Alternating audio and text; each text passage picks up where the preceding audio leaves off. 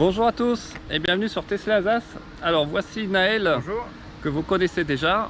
Et aujourd'hui on va faire une vidéo spéciale puisqu'on va comparer la consommation de mon modèle Y Long Range contre sa modèle 3 Long Range de 2020, c'est ça? 2021. 2021. Premier trimestre. Premier trimestre 2021. Donc en plus c'est parfait parce que c'est le même pack batterie que moi, le LG 75 kWh. Donc ce qu'on va faire en fait, c'est qu'on va aller au superchargeur Ionity du Haut-Königsbourg.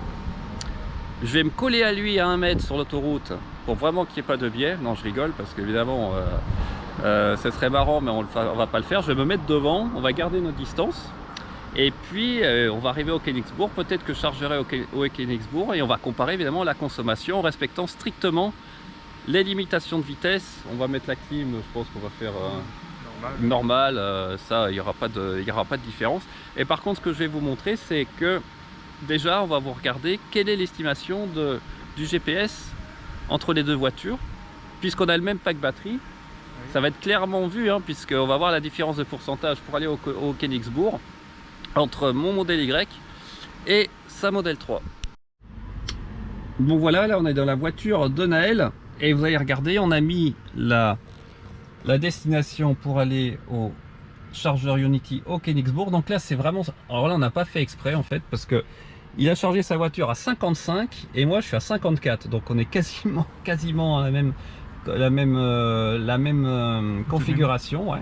Et si on ouvre le menu, on va voir, donc là vous voyez on arrive à 41% avec sa modèle 3 Long Range 2021 et on va regarder tout de suite moi ce que j'ai dans ma voiture. Donc, alors 41 et moi vous voyez je suis à 54, donc en théorie je devrais arriver. Bien, on va laisser rentrer Naël. Donc toi tu es à 55 et tu arrives à 41, moi je suis à 54. Alors suspense, à combien j'arrive? Donc en théorie je devrais arriver à 40 si on a exactement la même consommation. Je pense 35, 39, ça va. 39, donc 1% d'écart. Sachant qu'on a une portion à 90, une portion à 110, une portion à 130. On a 54 km. Donc 1% d'écart, donc c'est vraiment intéressant. Sachant qu'on a la même capacité de batterie, donc ça joue pas. Donc en théorie, la consommation, on devrait être kiff-kiff. On devrait vraiment être pas loin. Alors, vous voyez là, par contre ça, vous voyez, ça arrive pas tous les jours. 117 Wh/km avec un modèle Y. Là, j'ai vraiment roulé comme un pépère, puis ça doit descendre un peu depuis chez moi. Donc écoutez, on va se préparer, on va commencer à rouler, puis on se donne rendez-vous. Je vais filmer peut-être un peu pendant le trajet, puis on se donne rendez-vous à tout à l'heure au Ionity, au Königsbourg. Je vais mettre aussi... Avant de partir, on va vous montrer avec Naël les autonomies respectives. Donc moi, vous voyez, je suis à 54% et l'autonomie estimée de 266 km. Et toi? Je suis à 55% et 293 km. Donc on va faire le calcul. Donc on va voir, vous voyez la différence d'autonomie. Donc moi je suis à 266, j'ai dit, divisé par 54. Voilà, j'ai une autonomie environ de 493 km. Et moi 533. Et toi 533. Voilà. Donc il y a 40 km d'autonomie a priori calculée par la voiture de différence, sachant que toi ta voiture a 1 an. Alors ce qu'on pourra 6 mois, ouais. Ce qu'on pourra faire, ce qui peut être intéressant, c'est que il y a un moyen de calculer d'avoir une estimation de la capacité de la batterie.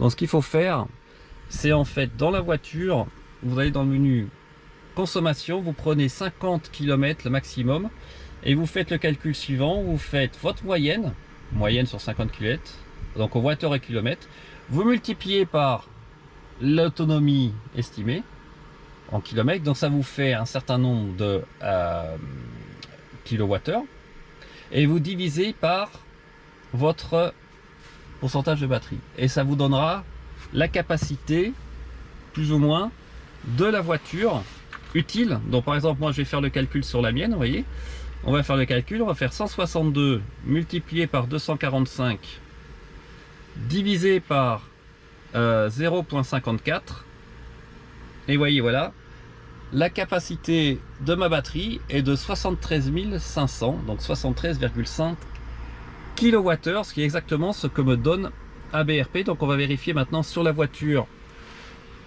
de Naël. Donc toi Naël, je viens de faire le calcul sur ma voiture. Là, ma capacité de ma batterie est de avec ce calcul est de 73,5 kWh. Et toi, elle est de Faut diviser par 55 ou 0,55, mais ça revient en même. Toi, ça fait 72,9, donc 73. Donc toi, là, on a exactement quasiment la même capacité utile de batterie. Et ça, c'est une chose que je voulais dire aussi. C'est que j'ai regardé aussi sur Facebook, apparemment, alors les batteries LG chargent pas très vite sur les superchargeurs, c'est vrai. Mais par contre, en termes de dégradation de batterie, ça a l'air vraiment très bon. J'ai vu aussi sur Facebook des propriétaires, donc la même voiture que toi, qui ont 20-25 000 km avec ces batteries. Ils n'ont perdu 0 km en autonomie, alors que moi, j'ai perdu 10% hein, sur ma voiture Panasonic de 2019. Et toi, tu as fait combien de kilomètres déjà avec la tienne? 15 000. 15 000. Et tu charges quasiment pas. Tu as chargé un peu sur les superchargeurs ou... Oui, un peu. Un peu, Très ouais. peu, mais Très peu. Donc, deux oui, fois. 2 fois. Ouais, donc, c'est quand même à prendre en compte. Moi, j'ai déjà chargé 2 fois, plus de 60-70%, et j'ai vérifié sur ABRP, je suis toujours à 73,9 kWh, buffer inclus. Donc là, c'est parfait. On a la même batterie, la même capacité, quasiment là, parce qu'on a 73 kWh, et il y a 40 km de différence d'autonomie, ce qui n'est pas si énorme que ça, parce que toi, en théorie, au début, tu as 580 WLTP, et moi, je suis à 507. Et je pense que ce serait pareil avec une LR 2021 avec les batteries Pana. En théorie, elles sont en 614, mais elles sont généralement comme un peu moins, elles sont plutôt de 580. Donc, écoutez, on va voir ça. Est-ce qu'on va avoir ce pourcent toujours de différence après 60 et quelques kilomètres aller, puis on fera le même calcul au retour. Et bon, on saura ça dans quelques instants. À plus tard, ciao. Alors nous voilà partis pour le Haut-Kélixbourg avec Naël qui me suit, et on va rouler hein, aux limitations et on va voir ce que ça donne. Donc ça va être quand même super intéressant. À tout à l'heure. Alors nous voilà partis sur l'autoroute. Vous voyez là, je suis à 130 km/h sur plus de 10 km en stabilisé, et vous allez voir ce que ça donne en termes d'autonomie et surtout de consommation moyenne. À savoir sur cette première portion, autour de 190 Wh au kilomètre. Alors là, c'était pratique parce qu'on est resté vraiment à 130 sans, vous voyez, on voit bien sur la courbe, à vraiment avoir ralentir ou accélérer. Donc, c'est plutôt fiable comme mesure. Donc là, les conditions étaient parfaites, hein. Pas de vent, température idéale. Alors ça descend un peu, un tout petit peu pour aller vers Colmar. Et là, vous voyez, sur une portion cette fois de 25 km, j'avais une moyenne à 130 km/h stabilisée de autour de 183-185 Wh au kilomètre. Alors maintenant, on est dans la voiture de Naël et on va regarder sa consommation à 130 km/h stabilisée. Vous voyez, je suis juste devant. Et là, vous voyez que sur une 10 derniers kilomètres à 130, eh bien, il est autour de 167 Wh au kilomètre. Donc ça vous donne déjà une petite indication entre la différence de consommation entre les deux voitures. Alors là, on arrive à la sortie. Alors j'appuie sur le warning, vous en faites pas, c'est pour signaler à Naël derrière que j'aimerais qu'il filme un peu aussi de son côté à ce moment-là, puisqu'il me suit pour avoir la consommation. Et nous voilà donc arrivés au Königsbourg. Donc là, vous allez voir, j'ai été un peu surpris parce que généralement, quand vous sortez, même avec l'autopilote de base, la voiture ralentit, mais là, en fait, pas du tout. Donc, il va falloir que je freine plutôt énergiquement pour arriver en toute sécurité au rond-point. Donc là, vous allez voir, hein, on va pouvoir comparer bientôt nos différences de consommation entre sa Model 3 Long Range 2021 et puis mon Model Y Long Range 2021. Alors, nous voilà arrivés à la station Ionity. Hein. Alors, il y avait beaucoup de monde, pas à la station Ionity, mais beaucoup de monde qui s'est arrêté à la station service. Et vous allez voir après, il y a une Audi e-tron qui va s'arrêter pour charger. Vous voyez, on va pouvoir comparer la vitesse de charge et vous allez être sûrement un peu surpris. Du Haut-Königsbourg, donc, moment de vérité. Alors, j'ai consommé 169 Wh au kilomètre sur les 55 km.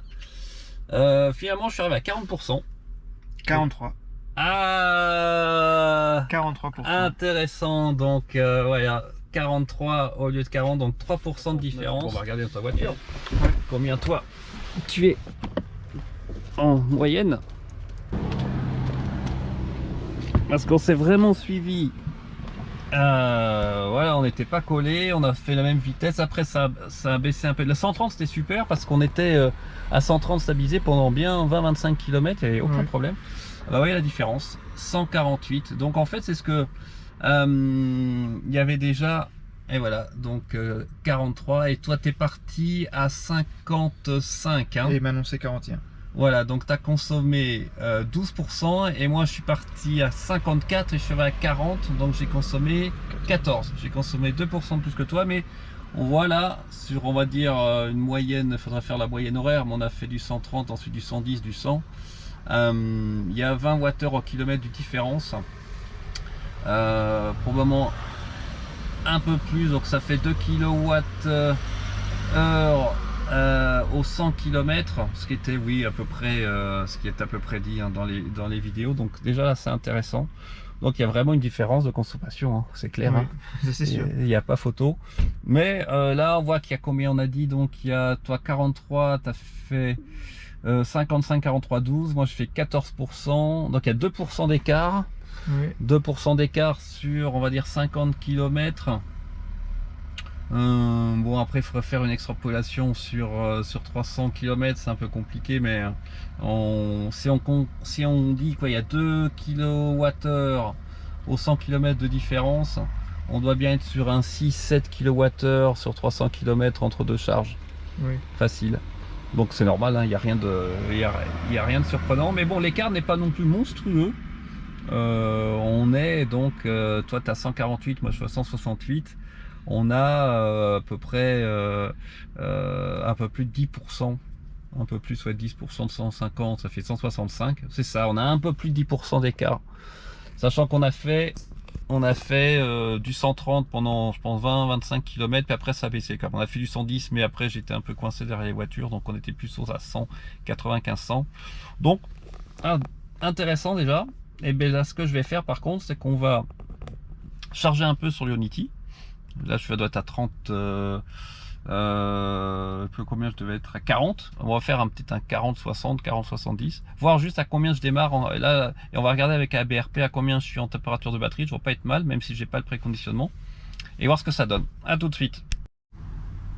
Alors les amis, on est au Ionity là, ça y est, on va charger un peu. Puis ce qu'on va faire en fait, on est des fous hein. On va charger en même temps la voiture de Naël et la mienne, sachant que c'est la même batterie, on est à peu près au même pourcentage là, 40-44. On va charger, je sais pas, 10-15 minutes. Puis en théorie, ça devrait être pareil. On est à peu près, je pense, température de batterie, on doit être kiff-kiff. Alors ce que je vais vous montrer ici, c'est les coûts, vous voyez. Alors là, je suis avec ChargePoint. Donc a priori, le moins cher pour faire un 20-80, c'est ChargePoint. Ensuite, on a ChargeMap. Par contre, j'ai pas NewMotion. C'est intéressant ça, j'aurais dû mettre NewMotion. Et là, on va faire un 40. On va faire un 40-60, on va dire. Allez, soyons fous, 40-60. Là, ça devrait coûter 7,66 €. Et moi, le moins cher, c'est ChargePoint. Hein. Donc, on va faire comme ça. Moi, j'ai chargé. Ah oui, donc par contre, il faut que je te passe mon badge. Bah écoute, je vais passer mon badge Plug Surfing à 8,35 €. Donc là, vous voyez, on est à 48 centimes de kWh. Parce qu'évidemment, je vais pas charger très vite là. Hein. À partir de 40%, c'est pas le plus. Ah, mais attendez, je suis pas en 350 kW. Pardon. Là, je suis en 350 kW. Donc là, un 60-80, non, je suis à 4 € à 26 centimes du kWh. Waouh! C'est intéressant. Et Plug Surfing, 28 centimes. Donc on va voir, hein. On va vraiment faire la comparaison. Toi là, regarde. Oui. 4,49 €. Et c'est ma modèle Y. Donc ça, c'est pas la tienne, mais c'est la même pack batterie. Donc ça ne devrait rien changer. Donc je vais utiliser ChargePoint. Tu vas utiliser mon badge Plug Surfing. Et puis, on va voir ce que ça donne sur ce 20%. Vas-y. Alors voilà, on a la borne Ionity. Donc pour ceux qui ne connaissent pas, c'est super simple. Il vous faut un badge de recharge. Donc il y en a plein, hein, notamment ChargeMap. Là je vais prendre ChargePoint. Vous avez aussi Plug Surfing, NewMotion. Vous appuyez sur le bouton. Après, il vous met connecté. Voilà.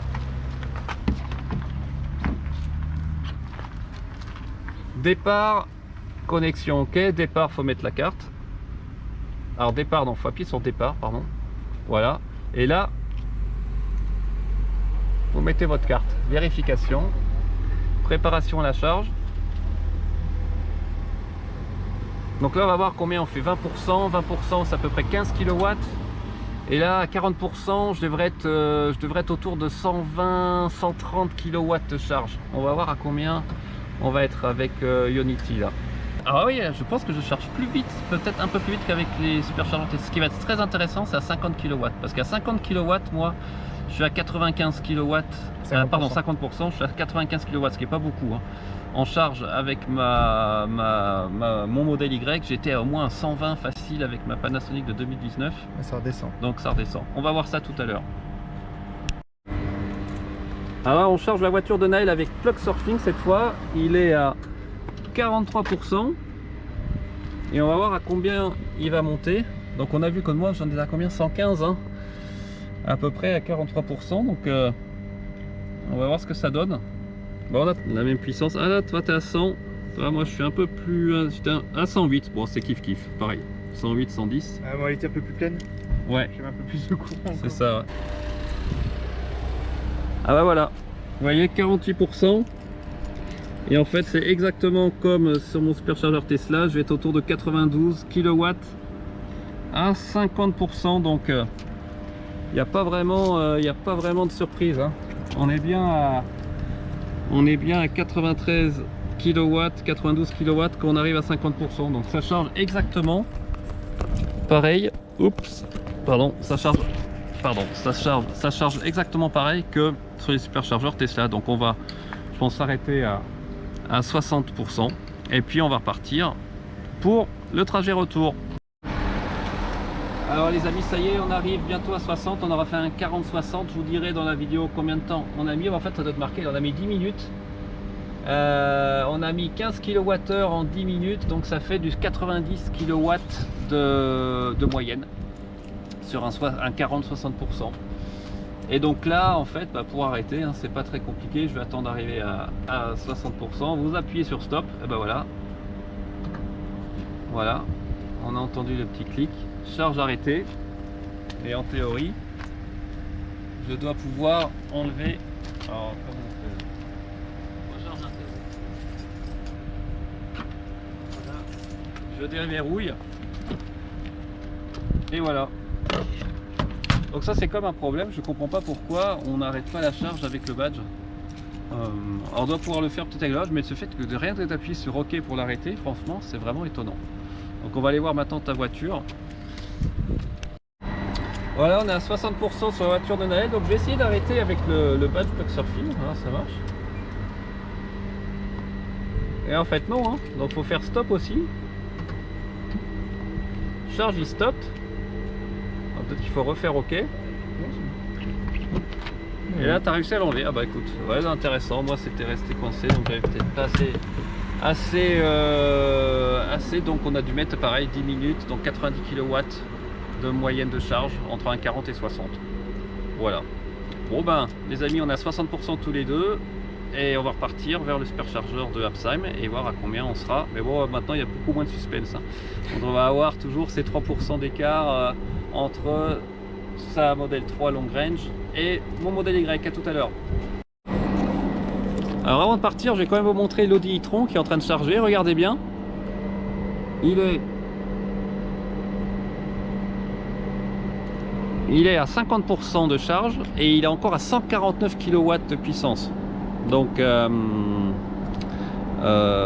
voit quand même la grosse différence là. Et on a hâte d'avoir aussi de nouvelles batteries Tesla. Les Pana chargent plus vite, mais même une Pana, je pense pas qu'elle charge à 150 kW à 50%, même sur un V3. Donc là, Tesla n'est plus au top de la technologie pour la vitesse de charge, mais bon, ça va revenir avec les 46-80, puis les dernières Pana 82 marchent quand même pas trop mal. À tout à l'heure. Alors, nous voilà sur le chemin du retour, et là, vous allez voir que la consommation à 130 est légèrement supérieure, parce que ça monte un peu hein, pour revenir vers Mulhouse. Là, avec un bon 130 stabilisé, je suis plus autour de 200 Wh au kilomètre. Alors les amis, on est retourné au superchargeur et mon verdict, je suis à 46%, donc j'ai consommé 14%. Et là, verdict, attention les amis. Ah, 47. Ah bah ça c'est intéressant ça. 1% d'écart. Ouais. Alors attends, fais... Ah par contre, alors j'ai regardé combien j'ai consommé. J'ai consommé 180 Wh au kilomètre. 161. 161. Donc moi j'ai fait une petite différence par contre là. J'ai fait comme toi, tu sais, j'ai mis la clim au mini. Ouais. Et j'ai mis sur 1 ou 2. Mais bon, il y a toujours 20 Wh au kilomètre. Par contre, ce qui est bizarre, c'est pourquoi on a toujours 20 Wh au kilomètre de différence à peu près. Et là, il n'y a qu'1% d'écart. C'est un peu étonnant. Parce que là, je suis à 46, soit tu es à 47. Bon, enfin bon, en tout cas, on voit quand même la différence de consommation entre les deux. Donc je pense qu'on peut partir là-dessus sur 2 kWh aux 100 km de différence. Un bon 2 kWh. Hein. Parce que là, on a été à 130 à un bon moment. Ouais. Et le 110, on l'a tenu pas mal aussi. Donc, mais ça, forcément, ça monte un peu aussi là, hein, quand on revient. Parce que forcément, on remonte vers... Enfin, le Rhin va dans l'autre sens, donc forcément, on monte. Mais voilà, donc... alors ce qu'il faudra qu'on essaye une prochaine fois, je sais pas comment on pourra faire ça, c'est tester un peu les performances des deux voitures, mais là c'est plus compliqué. Hein. Il faut aller en Allemagne, parce qu'en termes d'accélération, tout doit marcher aussi mieux que moi, puisque toi elle est donnée à 4 secondes 4, et moi à 5 secondes à peu près. Donc, mais bon, c'est quand même intéressant, puis on a vu qu'en termes de recharge, c'est équivalent, quoi. On n'a aucune différence entre les deux voitures, puisqu'on a le même pack. Donc, mais ce qui est intéressant, c'est que toi tu me disais pour tes trajets quotidiens, en fait ta consommation est incroyablement basse avec ta voiture, parce que tu vas faire Colmar, tu roules à 130 et je fais que de l'autoroute. Ouais. Et ta moyenne c'est 167 Wh au kilomètre. Mais là pas que sur l'autoroute elle-même, mais sur l'autoroute même, non. Je fais 75% d'autoroute avec cette moyenne. Ouais. Donc c'est impressionnant. 130. Tu disais tu peux pas loin de faire 400 km d'autoroute d'une traite, alors que moi même avec mon ancienne gosse je pouvais pas. Et moi avec la mienne là, je pense que je ferais 300 km entre deux charges. En 85% de batterie, je pense que j'utilise sur 300 km de charge. Donc on voit quand même la différence. Hein. Mais bon, il n'y a pas de miracle. Hein. Ta voiture est plus basse, elle est plus légère, elle est plus aérodynamique, donc forcément. Il y a une différence de consommation. J'ai des pneus plus larges, j'ai des 255 aussi, donc ça aide pas. Hein.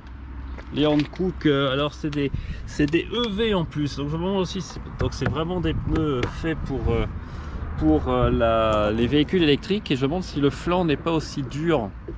J'avais vu cette différence moi entre mes Michelin, donc toi tu as des Michelin comme ceux que j'avais, hein, qui sont super, les Pilot Sport 4 T0, qui était beaucoup plus confortable que mes pneus hiver déjà sur la Model 3. Mais j'avais un peu plus gonflé les pneus hiver, j'avoue. Mais bon, hein. Mais alors que là, j'aimerais bien voir ce que ça donnerait des Pilot Sport 4S T0 sur la Model Y, parce que je me demande si c'est pas le flanc qui joue aussi, puisque Björn Narayan, lui, il est carrément passé en 18 pouces en 55, et là il a vraiment vu une différence de confort sur le Model Y. Malheureusement ça je pense pas qu'on puisse le faire en France, puisque c'est bien marqué sur les étiquettes, hein. On a droit, regardez, on a droit à du 19 pouces, mais enfin vous regardez le manuel, ou du 20 pouces sur la mienne, voire du 21 aussi sur le Model Y Performance. Donc je pense pas que je pourrais passer en 18 pouces. Voilà, bah écoutez, je vous remercie encore Naël pour cette excursion très sympathique. Et puis ta très belle voiture blanc, ça rend bien quand même, hein, avec le chrome d'Elite. Et ouais, tu as fait combien, 20 000 km, 15 000 km en 6 mois. Donc, et tu charges comment à la maison? Tu as une borne ou t'es... Non, sur P17. Sur P17. Donc en 4 kW quoi. Voilà. Ça suffit, moi c'est ce que je fais aussi. C'est une 32 ampères, mais je laisse à 16 ampères tant que j'ai pas besoin de plus. C'est exactement ce que je fais aussi, je reste en 16 ampères. Par rapport aussi à l'ampérage, hein, du compteur de la maison, je suis en 45, donc si je prends 30, il reste que 15 ampères, ça fait pas beaucoup. Mais voilà, donc très intéressant. On a vu la différence, hein, concrète avec une dernière des Model 3 longue range 2021. Donc là, en aéro wheel comme la mienne, hein, mais en 18 pouces. Donc on voit bien la différence. Donc si vraiment vous cherchez ma consommation, vous roulez beaucoup, la consommation la plus basse, il n'y a pas photo, il faut prendre une Model 3 long range, voire une SR+, mais là vous faites vous faites plus de charge évidemment sur un long parcours. Et puis si vous cherchez plus d'espace, plus de volume, je peux vous montrer encore le coffre. Alors ouais, j'ai installé en plus voilà mon petit système là. Hop, alors faut faire attention pour pas rayer, c'est pas évident. Voilà, avec mon tapis qui est vraiment pas beau. J'ai pas payé cher, il est vraiment moche, hein. Il est horrible, mais au moins ça protège les tapis de coffre avec le grand volume de coffre. Et là il n'y a pas photo. Prenez plutôt un modèle Y, vous serez pas déçu. Pour le volume, ça c'est vraiment top. Alors ça par contre c'est pas facile à mettre, il faudra que je m'y fasse.